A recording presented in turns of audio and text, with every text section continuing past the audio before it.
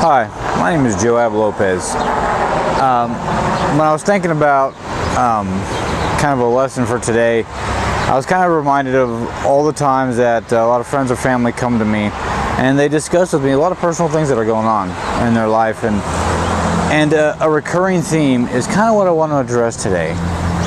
For me, they always come with, my significant other, boy, they're a jerk, they treat me crappy, my boss at work is terrible, the coworkers, I hate those guys. And I want to address a situation in which I can hopefully show you how we can actually learn to love what we do, love who we are. And that all comes with a matter of perspective, right? Ultimately, the perception we take of any situation, and knowing that we actually have the power to live in a world of our own choosing, and therefore be able to really enjoy the experience of everything. Even if it's an experience you didn't like, you can make it one you do like. I'll give you an example. If you come to me and say, you know what, my husband's a jerk, I work all day, he works all day, and when he comes home he just plops on the couch and watches football, and I have to come home and make dinner and do the dishes and then do the laundry, and he doesn't do anything, and I'm just sick and tired of it. I'm sick and tired of him, and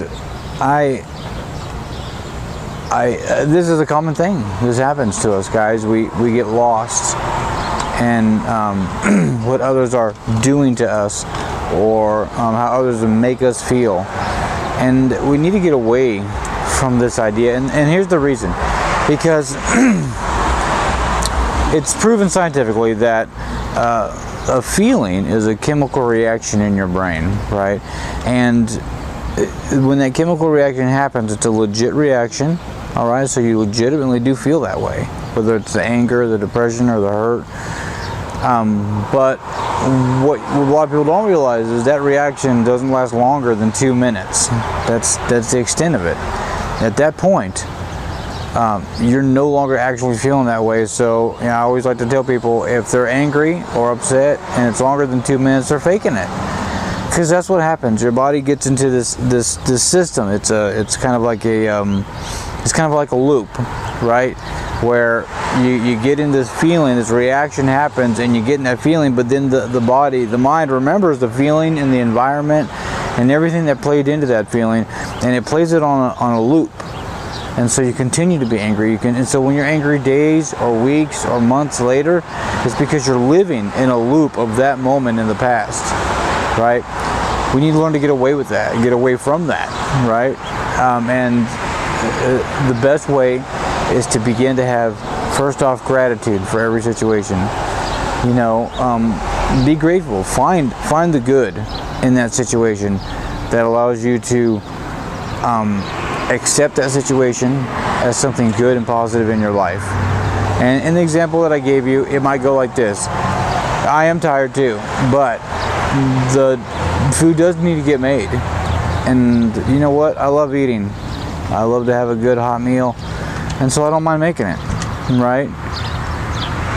The dishes need to be done.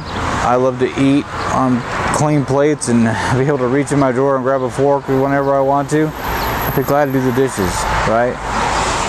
Same with the laundry, right? I love having clean clothes. I love to go to my room and have a variety of things to pick, right? So as a result, I'd be glad to do some laundry, for me, it was the worst. Paying bills, that stuff's terrible. I remember growing up thinking, oh my gosh, every month the light bill. Oh my gosh, every single month the rent, And then when I decided not to pay those things and my light got shut off or you get kicked out, you think, you know what, it's probably not that bad paying these bills. It's the same concept, right? Find a reason to enjoy the things that maybe you're not a fan of, right? Because it's all a matter of perception. Learn to love those things, and everything in that moment, everything about that thing begins to grow. You begin to acclimate to the situation, and ironically enough, as we get into the laws, I'll kind of go into this, but the vibrations you send out, those feelings of gratitude, actually begin to build with the thing that you're putting it into, right? So if you love cooking dinner, you don't know, you may start loving cooking. That's what happened to me, actually. I was like, you know what, I'm going to start eating healthier. I'm going to try to start cooking more and more stuff. At this point, I love it. I actually look for challenging meals to make so I can make them and and taste them, ultimately.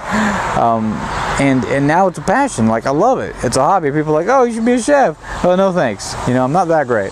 But I love it. And I was made to love it from something that I dreaded every day. Oh my gosh, I'm going to cook a meal. Let me just pop something in the microwave, you know. But the second I took an interest, a value, and a gratitude towards it, it became more and more valuable in my life. So everything that we put in gratitude becomes valuable. I did it at my work, right? I used to hate going to work. I dreaded it. I made plenty of money. It's fine. But I dreaded work. I mean, I could pull into the driveway and my heart would start just racing because of the anxiety I felt of what was coming. So I began to change it. I began to make challenges for myself and, you know, tell myself, you know what I do love about my job? Money, meet lots of new people, do really cool things, and I make people happy. And all of a sudden, something began to happen. I began to take pride in my work, enjoying what I was doing. And in those moments, that grew too. I made more money, made bonuses, promotion. All that stuff began to happen. I was like, what's going on here?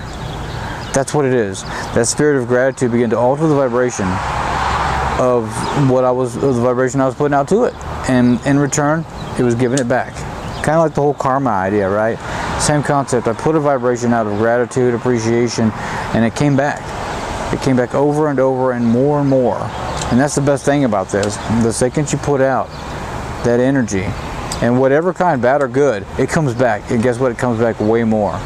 Put out that bad energy, that negative, oh, I hate this sucks. Well, it's coming back, and it's coming back worse. And trust me, the universe is amazing at giving you more. It doesn't matter if it's good or bad, it'll give you more. So start getting in that habit. Get in the habit of showing gratitude for what you're doing, all right? Taking it on yourself to change your own life, all right? You do the dishes, you cook the food, you do the laundry, and it'll always get done. And ironically, in ways you may not understand now, those things will grow. I did this, and I recommended this to a dear friend of mine. It was the very scenario that I was talking about, right? She was always struggling, never did anything. And she took my recommendation and began to do things as I told her, you know, do it this way, do it yourself, and be glad about it. As a result, he began to actually feel bad about it. He wanted to help her. He appreciated her attitude. And now it's almost an ordeal that they do together. They cook dinner together, and they wash dishes together. They even fight over who gets to wash and who gets to dry. And then they see who can get in the laundry first. And now it's no longer a chore and a hassle. It's just another piece that brings joy to the relationship. It's that way in everything we do, guys. So that's my encouragement. Whatever it is, whatever brings you down or you just get tired of, find the gratitude in it, all right? Make a challenge out of it. Take pride in it, even if it's scrubbing toilets. Take pride. And always try to do the best you can. A guy once said, do your work and a little bit more for the lavishing sake. And I think that's important because that little bit more, that's for you. All right? So keep it up, guys. Thanks.